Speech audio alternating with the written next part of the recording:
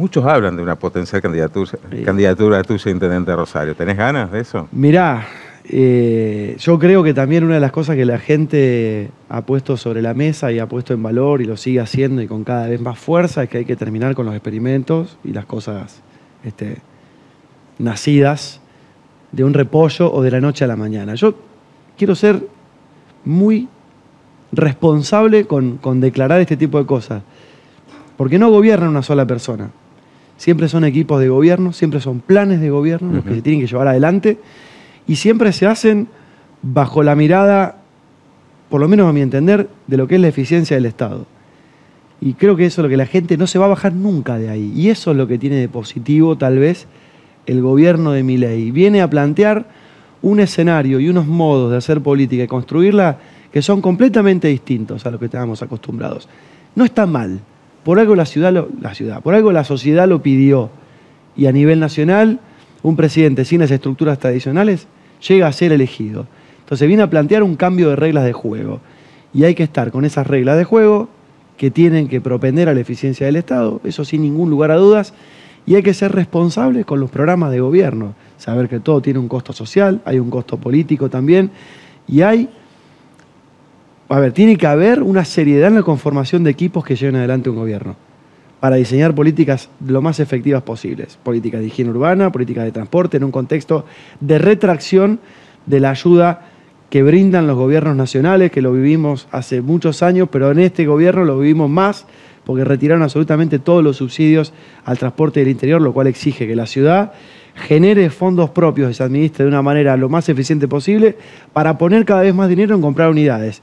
Cosa que está ocurriendo, para que se empiece a notar que el sistema se va fortaleciendo, aunque sea gradual, lento y no nos guste, porque a ninguno nos gusta. Pero digo, hay que ser responsable y no lanzar como el globo de ensayo a ver qué es lo que pasa. En algún momento, por supuesto que me gustaría, eso es lo que responde a tu pregunta. Hay que definir cuándo es el momento propicio para hacerlo, y hay que hacerlo con responsabilidad, o no hacerlo. Aquellos que inician una carrera futbolística dicen: mi sueño es llegar a primera, ¿no? Debutar en primera. Digo, hoy tu primer anhelo, ¿es ser intendente? A diferencia de Ciro, yo te voy a responder que sí. A mí me encantaría ser intendente de la ciudad de Rosario. Soy hijo de quien fue intendente en 2 periodos de esta ciudad, el último gran intendente que tuvo la ciudad de Rosario, a mi entender, y está claro que a mí me encantaría poder en algún momento ser intendente de la ciudad, pero también tengo muy en claro de dónde parto, que soy joven, que tengo mucho por aprender, que tengo mucho para conocer, que quiero ser parte de una propuesta superadora y de cambio para la ciudad de Rosario, que soy parte de un proyecto provincial que lidera Maxi Puyaro en Santa Fe, y creo que esa discusión tendremos que dejarla para un poco más adelante, pero no te voy a negar mi interés y mi vocación por hacer carrera política en Rosario, por ser intendente en algún momento de esta ciudad. De hecho, te diría o descartaría cualquier otro cargo que puedan ofrecerme. A mí no me interesa ser elegido concejal, y se lo he dicho a mi equipo, lo he dicho públicamente también. A mí no me van a encontrar siendo concejal muchos años más, como tampoco me interesan ninguno otros cargos legislativos, sea en la Cámara de Diputados, sea en la legislatura nacional. Yo tengo vocación por ocupar algún rol importante dentro de la política rosarina, y si es en un ejecutivo, mucho mejor. Hay un reduccionismo que sigue siendo peligroso, porque así como pasó con Lipchi, pasó con Perotti, ahora pasa con Puyaro también, donde la reforma constitucional se reduce a lo que tiene que ver con la reelección del gobernador. El otro día, en ese discurso, en esa misma línea argumental, la diputada provincial Amalia Granata decía: no veo a la gente discutiendo en el supermercado la necesidad de la reforma constitucional. ¿Pero por qué? Porque siempre se termina en lo mismo: reelección del gobernador o no reelección del gobernador. Amalia Granata tiene que dejar de ser panelista de programas nacionales y dedicarse a legislar. Cada uno tiene una estrategia, obviamente, para posicionarse públicamente. Ella debería estudiar un poco que la provincia de Santa Fe hace desde el 94 que debería haber adaptado su constitución a la Constitución Nacional, entre otras cosas por la enorme necesidad de la ciudad de Rosario de contar con autonomía. Pero bueno, ya viene a Rosario para hacer shows en Buenos Aires con chalecos antibalas y poco conoce la ciudad. Entonces, una de las razones por la que nosotros necesitamos autonomía es justamente esa, para que diputados y senadores que jamás pisaron la ciudad de Rosario y que no les importa la ciudad de Rosario, dejen de definir cuál es nuestro sistema electoral, cuáles son las competencias que podamos tener. Nosotros tenemos una ley de municipios y comunas que viejísima, pero que es órbita del Congreso Provincial, que define cuáles son nuestros alcances y competencias como ciudad. Una de las ciudades más importantes del país, sin duda es la ciudad más importante de la provincia de Santa Fe, no puede definir cuáles son los alcances que tienen sus políticas públicas, cómo puede distribuir su presupuesto de una manera más autónoma. Tiene que pedir permiso a la provincia o a la nación para firmar convenios internacionales. Hasta para sacar un árbol en algunas ocasiones tiene que pedir permiso a la provincia. La verdad es que creo que el tema de la reelección, por ejemplo, que es uno de los temas que más discute Amalia Granata, ¿qué le tiene miedo? ¿Al voto popular, Amalia Granata? Acá no se trata de una prórroga de mandatos, ¿eh? Acá si se reforma la Constitución, lo único que se le dice a la gente es el gobernador en funciones tiene la posibilidad de volverse a presentar. Claro, lo que pasa es que Amalia tiene miedo y muchos otros tienen miedo porque saben que este gobernador va a ser reelecto porque lo va a seguir bancando el voto popular. ¿Cuál es el problema? Sí, creo que somos nosotros y la provincia de Mendoza las únicas provincias que no tienen reelección. ¿Cuál es el problema de dejarle a la gente que defina? De darse la reforma constitucional, antes hay que atravesar una instancia que es clave, que es la elección de convencionales constituyentes.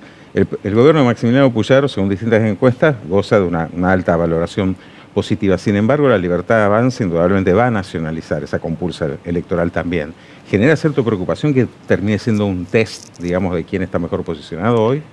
Esta elección, si es que la legislatura resuelve declarar la necesidad de la reforma, va a ser la elección más santafesina de todas.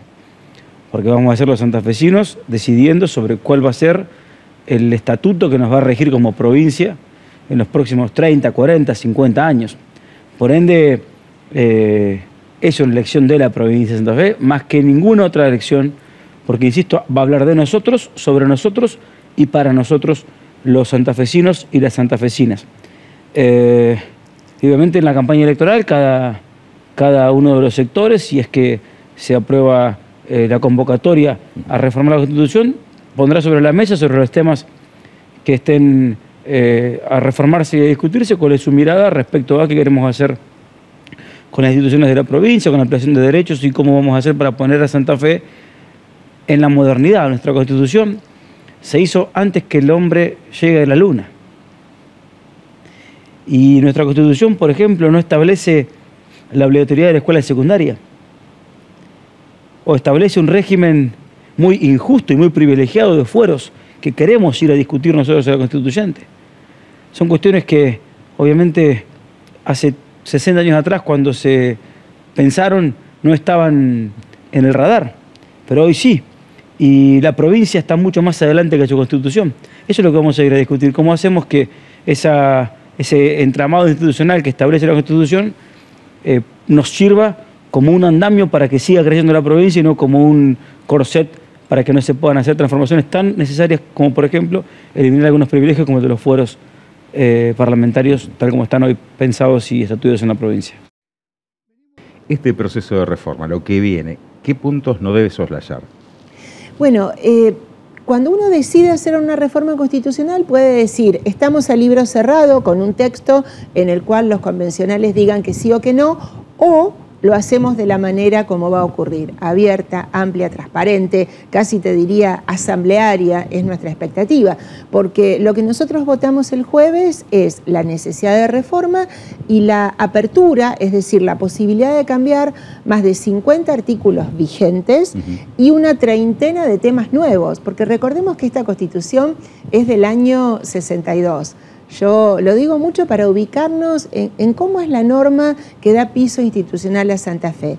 Ya había un golpe de Estado. Los constituyentes así todos siguieron adelante. Estaba proscripto el peronismo y de 60 convencionales constituyentes votó una sola mujer. Fíjate qué pintura de época tan distinta a la actual. Así que lo que no puede faltar es participación popular, un freno a la política para que esté más cerca de la gente y no tenga, en fin, los privilegios que hoy tiene.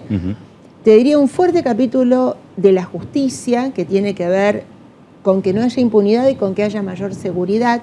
Y después infinidad de cosas, los menores, la paridad, el medio ambiente, la neutralidad religiosa, la autonomía municipal, las comunas cada 4 años. Digo, hay todo un marco de temas súper interesantes.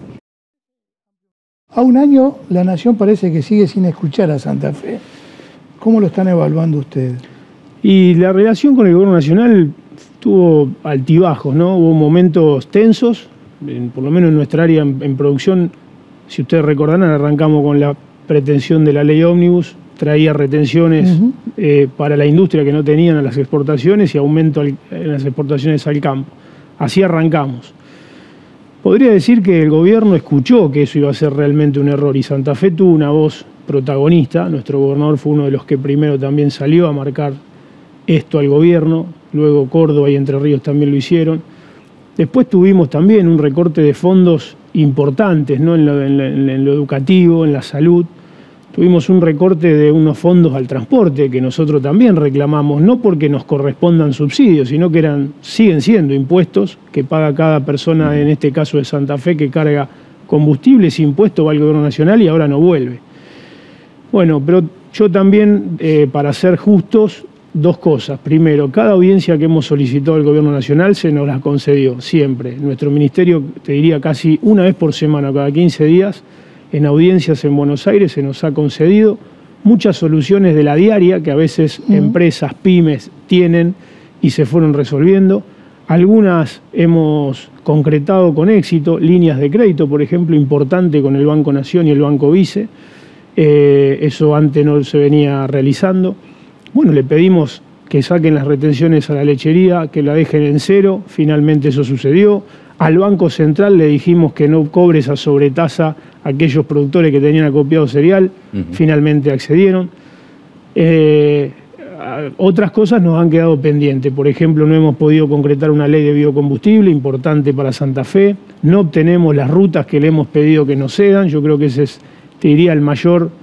Para mí, algo que el gobierno no sería tan complicado, porque le estamos llevando una solución más que un problema, ya que no cortan el pasto, no arreglan el bacheo, que nos la cedan y que nosotros podamos planificar un mantenimiento y sobre todo que desembocan aquí, ¿no? Se dedicó a lo macro, a ordenar la economía, la baja de inflación.